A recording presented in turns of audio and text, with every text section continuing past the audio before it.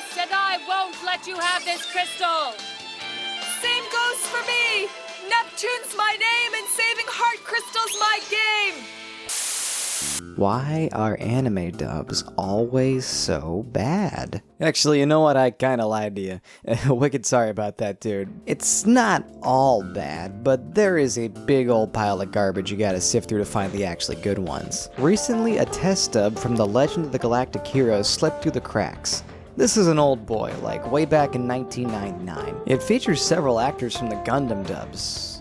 Apparently. I never actually watched Gundam, but seeing as this and this are two of my favorite anime, I'd probably dig it. Despite the weight placed upon Ocean to redub one of the greatest animes ever made and using a fairly reputable cast while also coming out in the late 90s, right when we were starting to see a very sharp increase in general dub quality. The end result here, it isn't horrible, but it's not great either. I dare say it's just kind of drab. Mediocre. Mediocre's a good word for it. I'll get back as to why in like a hot sec, but let's start with some history. I mentioned dubs were starting to see more of a heyday come '99, and that's partially due to a few factors. The wider reach of the audience of anime brought about with the advent of such programs as Toonami back in 1997 brought with it a higher par of quality for general audiences, as well as dubbing and distribution of anime being an industry long enough that some actors working in it would have by all means become pros in the art of it, having gotten plenty of work and experience under their belt from several projects prior.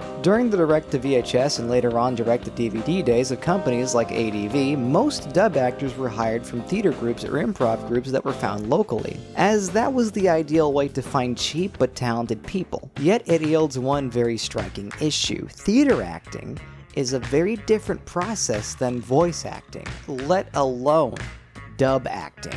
In theater, there isn't a super heavy emphasis placed upon the particular finesse of your vocal cadence. Rather, you're meant to display a very hyperbolic and obvious cry of emotions to an audience member that can be up to several feet away from you. Therefore, you're meant to project your voice and display very broad physical gestures to convey the emotions you're feeling all the way to the old fella in the back. Exaggerating your feelings to an almost dramatic sense is totally on the ball for, well, you know, a drama production. This is why when you start looking at some of the old dub works, the specific delivery of the characters' voices might lack a certain amount of subtlety. Alright, maybe those construction workers were wrong when they tried to hurt your sacred trees, but that doesn't mean that you're justified in using violence against them! And also, it's why the actors are always speaking from the diaphragm, throwing their voices out there, even though they're right next to the microphone. Nobody will be able to stop me as long as there's life on the internet! Look out! As an additional note, I know specifically in the case of ADV, they would sometimes just get people out of the office to come voice secondary characters. Like if they just needed someone to scream, "Oh, look out, there's a monster," they just get someone from the office that had a different voice than the people they already hired on, just because they just happened to be there that day. Yes, sir. But if we accelerate to a 24-hour schedule, the local residents might complain. Who gives a fig what the locals think? Using Evangelion as an example, and get used to hearing Evangelion as an example because I'm going to be using this bad boy a lot. In its initial very early dub, we get to watch a lot of the actors mold themselves into their roles. Misato's actress, Allison Keith, goes from being pretty damn corny and wooden early on, Man, air conditioning's the greatest thing.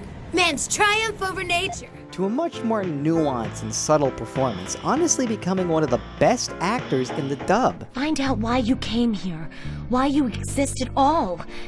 Answer your own questions. And when you've found your answers, come back to me. I'll be waiting for you. Of course, part of the poor quality of Ava's early dub can actually be attributed to a lack of direction from overseas. Earlier episodes were kind of treated like a Godzilla film and were actually pretty silly, due to the producers taking those first couple episodes and just assuming the tone of the show. Wait a second. No! They're gonna use an N2 mine! Get down! It must be dead. It took the full blast. Energy rating at the epicenter. It can't be! But after the staff overseas saw the first couple episodes, they decided to divulge further details about what the actual motivation behind everything, as well as the motivation of the characters would be. And this helped to take on a very different tone, giving the cast of characters much more to work with and much more depth for their personalities. I actually think the main cast kind of peaked during, oddly enough, Evangelion Death and Rebirth, which is a pretty mediocre recap movie with a really well done dub. And it's partially thanks to the ADR director of this being Amanda Wynn Lee, the voice of Rei during the original show and longtime friend of the main cast. She was well aware of how to direct and milk the best possible performances out of her actors, because the actors were also her acquaintances and colleagues. I don't know as much about Fullmetal Alchemist production history,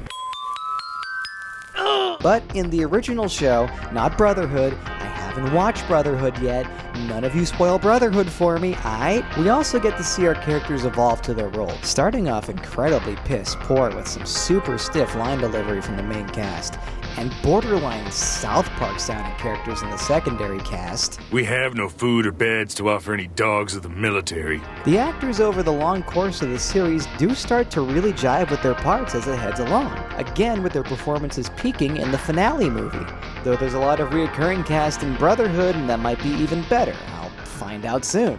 One thing that sort of holds the dub back overall is this strange insistence on using child actors during the show. I feel really bad for shaming children like this, but the child actors are absolutely the biggest roadblock of the original dub. The child actor playing Alphonse Alaric, who I'm not gonna name drop because that's just mean, but he's fucking horrible. Unlike the main actors, he just does not improve.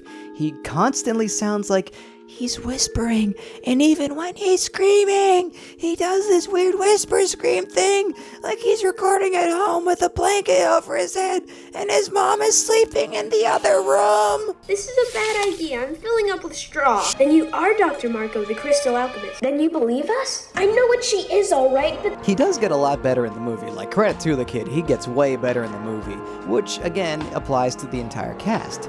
But I think the biggest standout here in terms of quality is the voice actress for Wrath. Wrath was always pretty good, even when they first appeared in the middle of the show's run, but god damn, Lucy Christian goes ham in the movie. Like, there is some major heart put into this performance. I am literally floored by it. But it's not all the fault of the actor here. Like I said before with Ava, there was just a lack of direction, and that doesn't just apply to overseas. A lot of times a really good actor can be held back by very poor or just a lack of direction from their ADR director. Or in some cases being handed incredibly stiff lines that might make sense as a literal translation, but no fluent English-speaking human being would ever say in casual discourse. Is this them? Are these they? Who talks like that? There are three things that constantly have to be going through a director and writer's head whenever they're dubbing an anime, and that would be: 1. Is it loyal to the source material? 2. Does it still make sense for an English-speaking human being to say? 3. It needs to match the pre-timed and pre-existing lip flaps as accurately as possible, because there isn't any leeway for them to redo the lip flaps like an abridged dub would. Sometimes translation comes from making very odd decisions in terms of bridging the language gap. Puns are sometimes difficult to get across to a more general audience once translated. Like, some of you might have seen that inside joke of very early fan dubbers adding a little asterisk at the top to explain the pun. But as a result of that, the translator just kinda has to do the best they can with said pun. What about when a joke is about a character speaking English to a Japanese person? Well, in some older anime like Azumanga Daioh, they just made the characters speak Spanish. Which is wicked silly, but I think most of us were pretty cool with that concept. Muchas gracias. Nowadays, characters just defer to having the foreign character speak English, while another character looks confused about hearing someone speak the same language that they also speak. It's a disconnect that ends up hurting the project in my opinion, because it reminds you that you're watching a dub. Ergo, what you're looking at isn't real, and you shouldn't let yourself get immersed in the world, because its rules don't make any sense. Steins Gate kinda knocked it out of the park though, having a scene which in the Japanese was the main character meeting a black dude and trying to speak English to him, which was interpreted and dubbed into him attempting to speak to the black guy in jive to look cool. I'ma bust out some questions, yo, so holla at ya, boy! Word to your mother. Sorry, I don't speak jive. There's also the censorship that was prevalent in the 4Kids and Fox Kids dubs, seeing as those were made for children. But do you really want to hear another person talk in length about that? I don't. Generally, a good directing strategy is to really work with your actors and kind of give them a little bit of leeway with improvisation, and let them change the vernacular to flow with their normal manner of speaking. Let them tweak things a bit, especially seeing as more than anyone else on staff, these people should be the ones most obsessed with the character they're playing and should know them better than anyone, which is literally common sense for an actor. But this ends up getting disallowed or snuffed out in the more fickle of dubs, and that middle ground of loyalty and naturality is just even more difficult to meet. Or you could just forego all of that and just slide swear words into your character speaking, which sometimes does work, but sometimes that shit is like wicked fucking gratuitous, man, like goddamn. You can't come in here and take over our school, that's bullshit!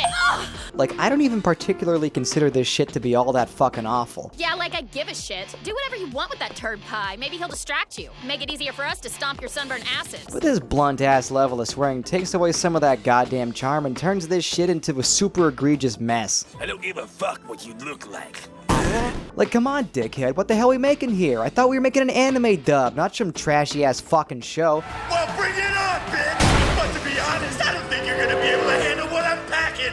That means I have a big dick! We're an episode of the goddamn Angry Video Game Nerd. What the fuck, cock, vagina, fuck?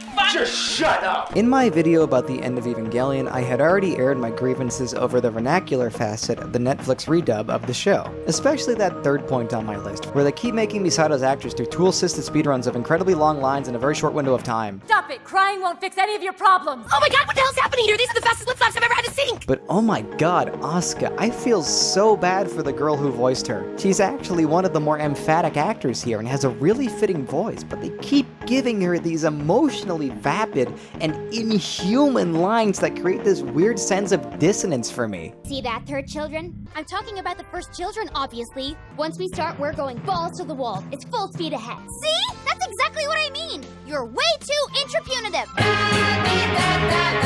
Like, who the hell talks like that? College-educated people, Of which Asuka is one. Don't even toss around rhetoric like this, at least not to this weird of a degree. Cartoon characters with a college-level intellect sound more natural talking like this. That's a sign of growing up, you know. A key to enter our social structure. A tip of the hat. No, a flag wave to the world proclaiming, look at me, citizens. My name is Ed, working man. You freaking morons just got dunked on by gosh dang Ed, and Eddie. What the hell are we doing here?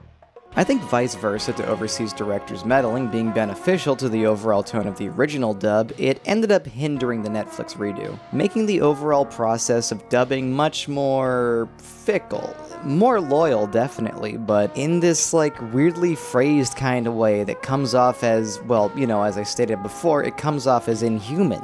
Usually it was video games that got shafted the hardest by that notion. Notoriously, Resident Evil was dubbed by Caucasian, potentially non-native English speakers who just happened to be in Japan at that time, and guided near aimlessly by Japanese directors who were mostly inexperienced with the more Western manner of cadence. What is it? Kenneth was killed too. Maybe by this creature. Anyway, let's report this to Wesker. Same-ish thing happened in Sonic Adventure, only this time the actors were actually, you know, native English speakers. The only exception was that they were being guided by Japanese directors who were once again directing everybody to be very literal and directing them the same way they would direct Japanese actors, which does not translate to Western acting as well as you would think. Watch out, you're gonna crash. Actually, because I'm completely obsessed with Evangelion, do you want to know another fact about Evangelion? Well, I don't care if you said yes or no, here it is. The third Rebuild movie, that had 2 dubs. One of them, the original theatrical one, was lost to time. There's some candid videos floating around out there on YouTube, but I gotta tell ya, as someone who saw the original dub in theaters, the overseas directors demanding retakes was completely justified. The original version is kinda stupid. Like, Asuka called Shinji an asshole in the original version, and it's honestly kinda hilarious. We also ended up having to wait like 3 years for the Blu-ray release because of how long redubbing and copyright securing ended up taking. Cowboy Bebop is one of the first examples we have of a really great dub, however, and part of that is due to great direction and scripting. Mary Elizabeth McGlynn was ADR director, as well as the voice of Julia, and I feel it's inarguable that she managed to bring out some incredibly nuanced performances from the main cast, especially for '99, accurately fitting the ever-changing tone of each episode they were in. Like, again, especially for the time, this was kind of incredible, but even now it stands as some wicked solid work.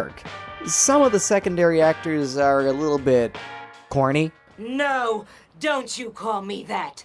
There are only 2 people who can use that name. But the grand majority of them are absolutely spectacular. Also, one of them's Agumon. Who are you? Tell me. Allow me to introduce myself. Agumon's my name. Protecting this area is my game. When I wore Pidgeyball... Mamoru Hosoda's movies deserve a nice aggressive pat on the back for exactly how well done they are. And I don't just mean that because all the movies he's put out have been absolutely kino, I also mean that because the dubbing for them has been really, really good. I think that specifically Boy and the Beast might be the closest we can get to a perfectly diegetic translation and dubbing. Now, to be fair, I have not seen this movie's original Japanese dub, and that sense of perspective has previously managed to completely destroy a lot of dubs I liked. Like, I used to think Perfect Blue's dub was pretty good, passable, even entertaining. But then, during a theatrical release of the movie, they played the subtitled version by accident, and yeah, it's so much better. The Japanese is so much better. But of course, the original director is going to get the most faithful and optimal performance out of their actors. That's just common sense. But being able to transition between the language barriers like some of them do, hoo boy, that is some killer cadence right there. On the subject of Sakoshi Kon, I think the Tokyo Godfathers dub is actually good. This was one of the last movies I saw in theaters before quarantine started in 2020. I saw Tokyo Godfathers in theaters twice, in fact. Once in sub with a very pretty lady, and once in dub with my roommate. Prior to our viewing, my roommate and I were actually on a Wicked Venture Bros binge, and we got distracted every time Michael Centurniclass popped in as a secondary character sounding like Dean Venture. Also because of the Venture Bros, this trailer was just funny to us. Gentle aquatic mammals have all the answers. Though with that distraction aside, Tokyo Godfathers actually has a really good dub. My only critique would be that in its dubbed format, the jokes simply do not hit as hard. This is a really funny movie, and a large chunk of the jokes just felt way less funny to me in their English dubbing, as opposed to before when I could hear the Japanese cadence while reading the words in my head. Call an ambulance, quickly. I mentioned Michael Centurniclass back there, and that's actually going to bring me to another point. Distinct voices. When your characters are being dubbed, they need to sound audibly distinct from each other, whilst still fitting the tone of the show and the character's personality. Noticing an actor carry from one product to the other isn't a bad thing to me. Only in the dark. My friends are right. You aren't real. I also do a perfect ministry of silly walks. Andy, you'll enjoy this too. I'm honestly happy they're getting work, especially if it's someone I think is good, like Centurniclass over there. Actually, that Centurniclass is also in a Hosoda movie. He's in Summer Wars. He's the main boy in Summer Wars. I think Dragon Ball, and to a greater extent Dragon Ball Z, might be one of the better instances of super iconic and distinct voices in dubbing. It can get off a little bit easier than most, seeing as it's more manga-y, comic book-y kind of show. Ergo, more silly, reality gets bent more, things are more exaggerated. Even in the original context of the show, the voices are still silly.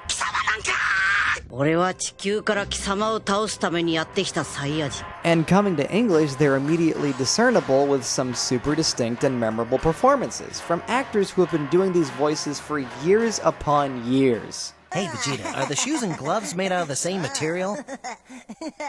Shut up. As a negative counterpoint, they definitely did try to do this in the dub of Kyokai no Kanata, but instead of creating several charming characters, they give us these incredibly, uber obnoxious, annoying voices in their stead. I tried, man. I really tried to get used to them, but it's this weird mix of stiff acting and horrible voices that just listen to the actual voices. Losing sight of myself, I grew desperate and struggled. Damn it! Sorry about that, Canberra. So, you decided I'm a Yomu and mustered up your courage and attacked me, is that it? Someone visiting? No one's, No, that's not, those are, Aren't you an only child? You don't have any little sisters, little brothers, cousins, or second cousins, do you? Someone should make this little creature shut up! Now, in the case of something like Ava, there's Ava again. I started talking about Ava again. What did you expect? We sort of get a historical case like Dragon Ball. Although the Netflix dub made the completely lobotomized decision to liquefy their veteran cast list for a fresh new one, the rebuilds at least tried to keep around most of the main cast, like at least the good ones, specifically from director's cut episodes of the show. The rebuilds have a pretty good track record with dubbing too. I mentioned how silly the third one kinda was at first, but they got a good one going with that too. But I got a nitpick, and it's a pretty big one. They kept the director's cut actor for Gendo, and that's not a bad thing actually, like that in itself. I think he's good. I think he does a really good job with Gendo. But they also decided to cast someone for Fuyutsuki, who is a very good actor. He does a very good job and his voice is very fitting. But here's the problem. They sound nearly identical to each other. These two characters talk a lot to each other during wide shots, establishing shots, silhouette shots, and during pretty much all of these, I have an incredibly difficult time discerning which of them is talking when and who is saying what. They see all of our current Avas, including Unit 1, as simple placeholders to precede its completion. So that's the purpose of the Mark 6? Viewer, I am a shady character. Greetings, I am also quite the shady character. Did you know Robin Williams actually wanted to play Gendo? That's actually 100% true. Robin Williams was a complete and total weeb. He pronounced Evangelion wrong in 1 Hour Photo, but we can forgive him. Neon Genesis Evangelion. Wow. He was turned down because the dubbing staff at the time felt that he'd be too expensive and also that his voice was too distinct. Disney handles the dubs for Ghibli, and they like to hire on several celebrity cast members for all their movies. We don't get a case of the actors sounding super similar here, nor do we get super stiff performances. This is Disney, and we're working with a very well-picked cast of celebrity voices, so quality control pretty high, you know? That said, it sometimes feels to me like these dubs are lacking in a sense of energy or heart that would make them feel cool. Some of them do definitely have it. Nausicaa is a standout to me. That one's really great in that regard. This wasn't actually the case when it was first dubbed, however, as when it was initially released in the US, it was heavily cut and censored and distributed under the name Warriors of the Wind. Warriors of the Wind also has a much cheesier dub, with much cheesier dialogue. They kinda sound like Johnny Quest actors, actually. You're going right into them! That's the general idea! A load of light bombs will put them to sleep every time. That's the secret, my spunky little princess! Did you think I'd kneel and kiss your hand? Oh. Today the world will witness my final and most spectacular experiment. This was such a sloppy mishandling of the content that when Miramax, a different company, was dubbing the movie Mononoke, they were sent a sword from the man, Miyazaki, himself. Actually, it wasn't Miyazaki himself, it was the producer. And a message reading, "Don't cut." Though Disney didn't dub this one, but they made some really brain-dead decisions with their re-release of Castle of Cagliostro upon acquiring the rights. In fact, this goes for everyone who posts this amazing film online too. Why are all of you so insistent on using the streamlined dub? That dub is terrible. The manga entertainment dub has David Hayter in it, playing Lupin. You know, David Hayter. Solid Snake? I mean, that alone should be a huge tell for how much better this dub is. And the whole cast is way better in the manga entertainment dub. Not only that, it is more loyal to the original scripting. So why is it always the streamlined dub? Is it because it always appears first? Lazy. That's like if everyone just decided to use that corny 1988 dub of Akira for both the official and pirate stream releases of the movie. Now you're king of the mountain, aren't you? But it's all garbage! Or just living in Bizarro World for Cagliostro. Little extra note about this Akira dub. Remember my point about matching lip flaps? Well, the original version of Akira, the Japanese, is actually lip-synced in pre-production to Japanese readings, as opposed to vice versa, where the Japanese actors have to sync things to the lip flaps. This ends up making for a really impressive product in Japanese, but makes the redubbing very tricky. In English, they didn't really seem to care about it sounding natural at first. They more so cared about matching the lip flaps, and they just decided to stretch out syllables to match those very lip movements. It's my brain! What have you done? Do it now! Oh. Obviously, outside of ironic viewings, this really does not work because it looks and sounds super goofy. Porco Rosso has a good dub, but again, in my opinion, it lacks heart. The performances and actor choices are all good. Michael Keaton plays Porco, and that kinda effing slaps, bruh. Also, Tom Kenny is this random military guy, but everyone sounds kinda bored throughout the movie. Like, again, Manga Entertainment's Cagliostro dub, everyone's having a blast in that. The characters really sound like they're putting their hearts into each line. Porco Rosso only really comes off as passable in comparison. Still good though. Mononoke's dub is just kinda bad to me, however. I actually didn't like Mononoke for the longest time, just because the dub was so dispassionate that it started to rub off on me, and this otherwise beautiful movie just kind of became, boring to me. But I later saw it in Japanese, again because of a theatrical release, and it was a 70mm film print, which I was not going to pass on. That was absolutely beautiful. Animated movies look amazing on film print. But you know what? In the Japanese, outside of Mononoke's actress sounding kinda stiff to me, the whole experience of that version was immensely engaging as compared to its very bored English dub. And this isn't the first time either. Ghost in the Shell. Yes, Ghost in the Shell. I fell asleep 4 times trying to watch this in English. This beautiful, iconic, industry-changing movie made me so bored that I fell asleep because of the juxtaposition of a dub that sounds like it could care less about what's going on. And you're not talking to someone who dislikes slow movies, let alone science fiction movies. You know what, actually, forget this. I shouldn't even have to defend myself here. This dub is bad. But then the problem therein is that a lot of those were live-action movies, and in those, a character, even if they need to keep to a level of stoicism, is working in a live-action medium, and they can emote a lot with the camera movements, the camera direction, the direction of the lighting, the character's face, the character's body language, the character's cadence. There's a lot that can go into making sure you still feel something, and are still engaged with the narrative, no matter how stoic the performances are.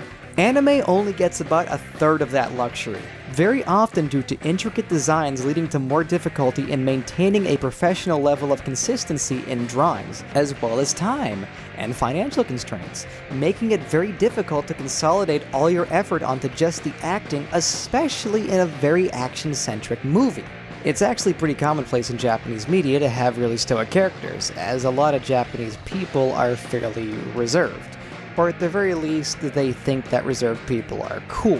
Ergo, when this is considered to be cool, that character in media becomes super common. What's difficult is having that register in English without them coming off like the androids in Alien. In Alien, these actors are meant to be playing robots that are programmed to replicate human emotions. They're going out of their way to sound robotic and inhuman. The problem ends up persisting a lot of times when people assume that drama translates to flat and stoic. I'm gonna shout out a silent voice here, for a good reason, because they went the extra mile. Characters are matter-of-fact, or fittingly casual for their context in a slow, dramatic film, but they're all putting a lot of heart into their delivery. It's not tone-destroying or overreacting, but just this obvious feeling of actually giving a shit about what they're saying and what they're doing. I haven't even mentioned that they hired an actual deaf actress to play Shoko in it, leading to this super authentic delivery. And she's a really good actress too. I get choked up during a lot of scenes where she's talking. Hi there, it's me again, Evangelion. Name's Ray. and I'm handled pretty well in like every dub of the show. Ray is a very subtle character with subtle emotion throughout the entire show. The Netflix version is obviously the low point because it's the low point for like almost every character in terms of dub performances, but it's still pretty good to me. And both the rebuild and the original dub, despite having different actresses play Ray, are both great. She may start flat, but the evolution of her feelings is notable in her voice, which fittingly matches her character in the original context. Though, let's be real, the best line is Amanda Winley's, "Are you riding his balloony pony?" Now let's circle back around to Galactic Heroes and completely unfairly judge this incomplete test dub. You use jokes like others use oxygen. Hey, I'd rather be making them than be the cause of them, you know what I mean? Though it really makes for a perfect example of everything I just said, it doesn't do very much correctly. It features flat delivery with strange vernacular and a general lack of heart amongst most of the cast. The characters sound distinct, but they're pretty cartoonish, sometimes unfitting. Each section manage its own, eh? Fine. All ships advance. And it feels weird, but it's not terrible. In fact, it ends up being passable in the end. Must I do everything myself? So what are you reporting it to us for? Isn't the enemy in charge of that? The characters in Galactic Heroes are already pretty stoic and calculated, so honestly, it's almost a loyal translation. But is that always a good thing? I wouldn't suggest that they not stay loyal to the source material, and I wouldn't suggest that they overact, but there's just a lack of passion in their reading, a lack of subtle emotion in their voice. It seems we'll have enemy contact in the Vermilion system. The answer's yes. It's yes, sir. Yes, and gladly.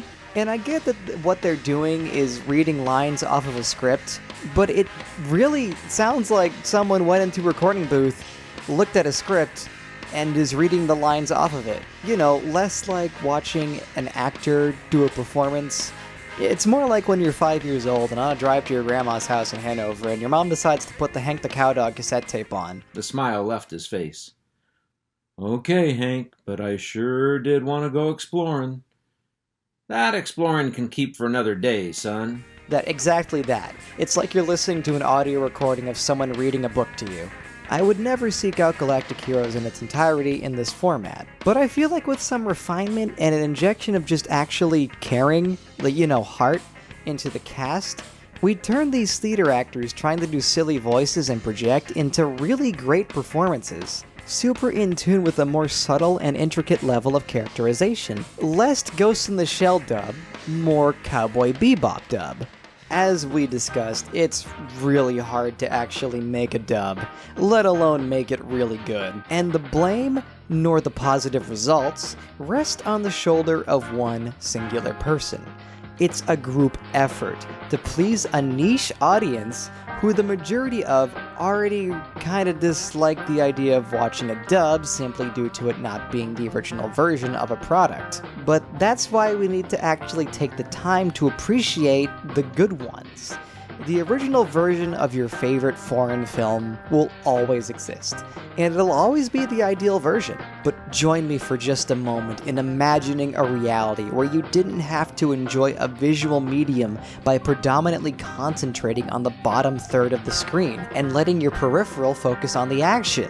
You know, the visuals? Imagine being able to walk up to your mom and dad and showing them your favorite show without them having to constantly be taken out of it because a bad actor decides to fill your dark soul with light! Or you could just learn Japanese, but that takes like years to do and is completely unfeasible for most people. What am I fighting for? But hey, sometimes bad dubs are kind of fun. Garzy's Wing is enjoyable strictly for its horrible dub. Oh my god, is this a real war? It doesn't matter. I will come back after I attend the class reunion pool party tomorrow, Rumiko. Also, Golden Boy's dub is so damn campy that it becomes the ideal version of the show for me. Oh my, do you feel a breeze? Oh, Angel, what a tight little piece of heaven you have! Keep those pearly gates closed or St. Peter will give you a blessing. Are you alright? Oh, and hey, shout out to the Ghost Stories and Shin-Chan dubs for taking the limited appeal of their source material and making it hilarious for the concurrent audience. or that fairly obscure BBC Urusaya Sura dub that injects British wit into the cast. Come in, Red Leader. What's happening up there? Over? Hard to tell, Base. There's an enormous jelly bean over my eyes. But hey, maybe you don't agree with any of what I just said. Maybe you speak Japanese or something and never even needed to try the dub, I don't know. But I guarantee you I'll have some commenters giving me shit for how little I care for some of these dubs. Especially the Ghibli ones I trashed back there. But hey, if that worked for you, then that's totally fine. And real talk, if you feel like you can construct a good counter-argument in the comments for one of these dubs, or would like to just tell me a dub you liked or a dub you hated, you should totally do that. I'm one of those, you know, freaks, like a nut, like an absolutely insane nut, who actually clicks that little YouTube studio tab every now and then and, well, reads his comments. Wow, what an insane and vapid concept for a creator. You're a freak! But yeah, leave your comment below and I'll actually read it.